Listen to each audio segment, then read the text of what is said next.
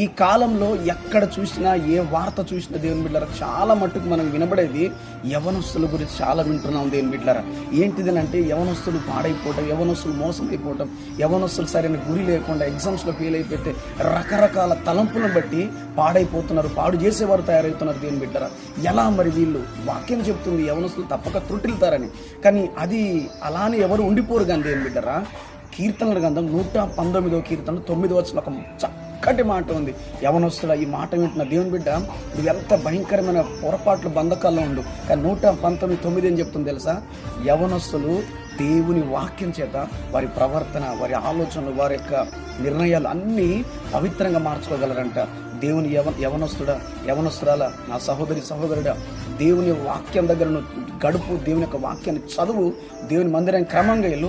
ఆటోమేటిక్గా నీ మీద ఉన్న శోధనలు, ఆ కాడి అంతా కూడా దేవుడు విరిచేస్తాడు. దేవుని వాక్యం నిన్ను ఆదరించును గాక. ఆమేన్.